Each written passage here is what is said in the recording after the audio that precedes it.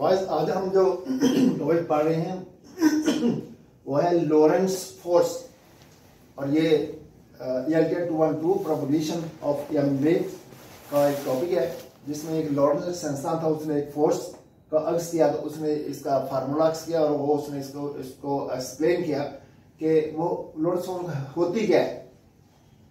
मतलब हमारे पास एक चार्ज है और इसके अंदर अगर हम एक चार्ज रख देते हैं दूसरा, तो ये चार्ज इसके ऊपर फोर्स लगाएगा और ये फोर्स लगाएगा इसके मैग्नेटिक फील्ड है जो इसके ऊपर फोर्स एक्ट करेगी, वो इस मैग्नेटिक फील्ड के बिल्कुल पैरेलल में होगी। तो जिसे हम F से डिनोट करते हैं, तो फोर्स जो है वो हमेशा किसी का मल्टीपल होते हैं। जैसे हम न्यूटन सेकंड लाया है तो F is equal to m यानी मास इनटू एक्सेलरेशन। तो इस तरह अगर एक इलेक्ट्रॉन के ऊपर या दूसरे चार्ज के ऊपर कोई फोर्स लग रही है तो वो quantity of the charge into electric field, तो F is equal to Q into E। तो when electric charge placed in an electric field, जब हम एक इलेक्ट्रिक चार्ज को एक इलेक्ट्रिक फील्ड के अंदर हम प्लेस कर देते हैं, रख देते हैं, a parallel force act force to the field, तो parallel force to the field start to act on it. तो इसके पैरेलल जो फोर्स होती है, फील्ड के पैरेलल जो फोर्स होती है वो इसके ऊपर अमल करना शुरू कर देती है, जिसमें it's quantity will be S. तो इसकी जो क्वांटिटी होगी, जो फोर्स की क्वांटिटी जो इसके ऊपर अमल कर रही है वो ये होगी Q F is equal to Q E, where Q is the charge quantity of the charge and E is the electric field.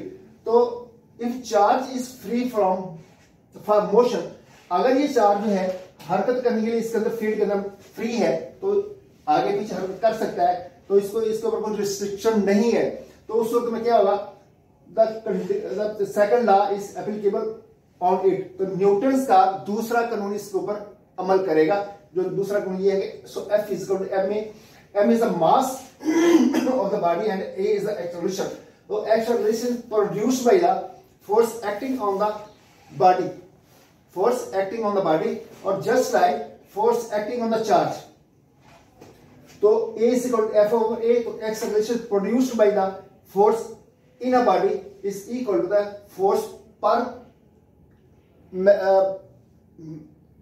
magnitude, force per magnitude, या इसे हम कहते हैं कि quantity।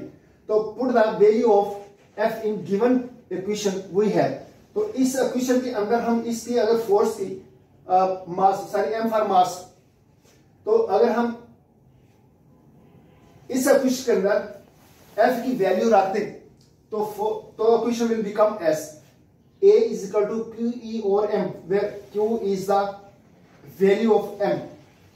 तो if electric field is uniform then produced acceleration will be uniform. तो अगर हम इसके ऊपर जो इलेक्ट्रिक फील्ड लग रही है, जो अमल कर रही है, वो अगर एक जैसी है तो इसके अंदर जो एक्सेलरेशन पैदा होगा वो भी एक जैसा ही होगा, यूनिफॉर्म होगा, अनयूनिफॉर्म नहीं होगा। तो when charge particle is moving in that region where electric and magnetic field both are present, तो अगर चार्ज वहां पर मूव करता है जहां पर इलेक्ट्रिक और मैग्नेटिक फील्ड दोनों एक्ट कर रही हैं, तो उस वक्त में इसके अंदर एक रिजल्टेंट फोर्स पैदा होगी और उस रिजल्टेंट फोर्स को हम कहते हैं लोरेंट्ज फोर्स। वो जो रिजल्टेंट फोर्स इसके ऊपर लग रही है उसे हम लोरेंट्ज फोर्स कहते हैं। The force acting on the charge will be as, F is equal to Fe plus Fv। तो इसके अंदर दोनों चार्ज जब फोर्स लग रही है तो उसके अंदर है Fe यानी electric force, Fv in magnetic force and F is equal to Q into E plus E into V into B।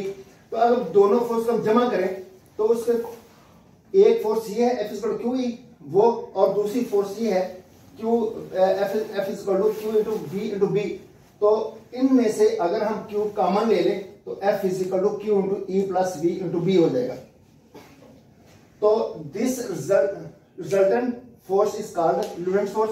ये हमारे पास एक रिजल्टेंट फोर्स आ जाएगी, इसे हम लोरेंट्ज फोर्स कहते हैं।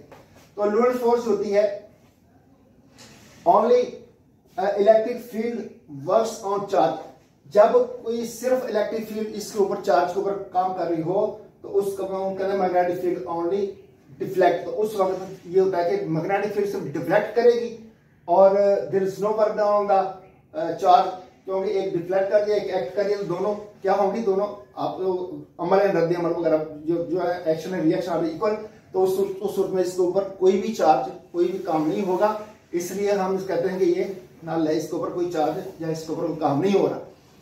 तो इसके बाद नेक्स्ट हम चलते हैं।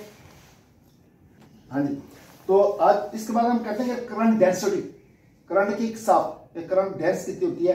तो सबसे पहले करंट बढ़ता करंट होती है rate of flow of charge is called the current, यानी charge per unit time, per time charge per time is called the current divided by आई।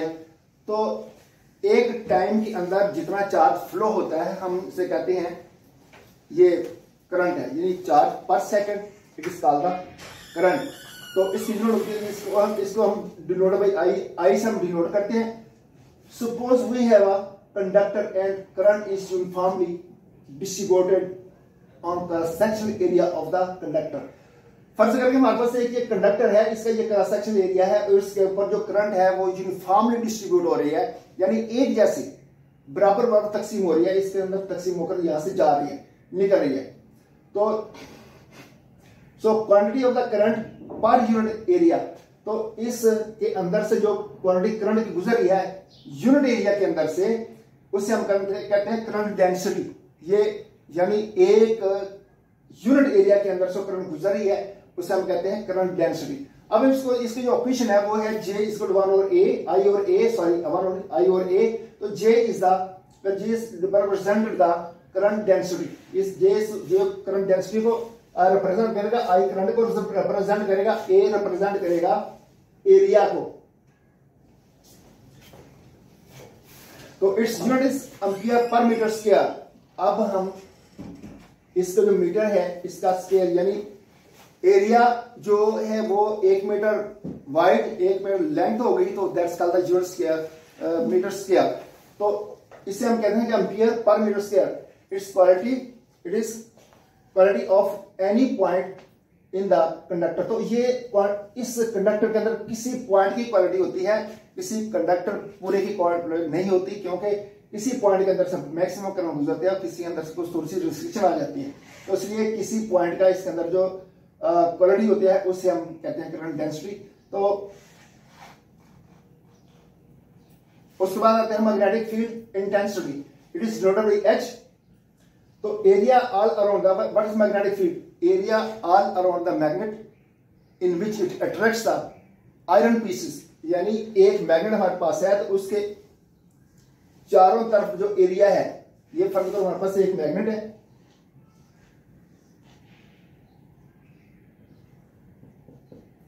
यहां से इलेक्ट्रिक मैग्नेटिक फील्ड एंटर हो रही है और यहां से और यूं ऐसे, तो इसके अंदर ये जो एरिया है सारा जो ये कवर कर रहा है,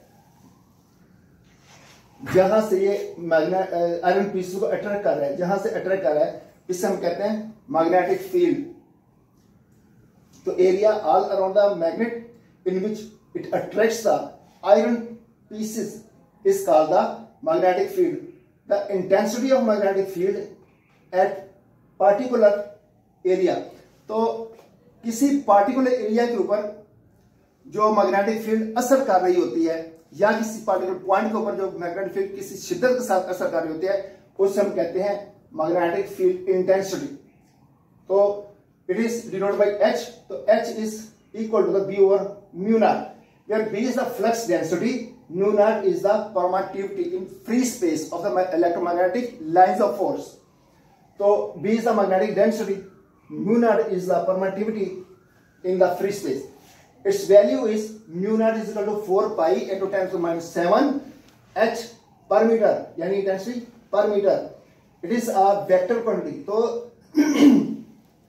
magnetic field intensity is a vector quantity और इसकी डायरेक्शन वही होगी जो फील्ड की डायरेक्शन होगी, और same as that's the flux, it's unit is ampere per metre square, it's unit is ampere per metre square. तो इट्स ऑल अबाउट दिस। इसको आपने रीड करना है और इसको सुनना है, फिर उसके बाद इस जो डेफिनेशन वगैरह हैं इनके असाइनमेंट बना के भेजनी है। तो तब आपके नंबर लगेंगे।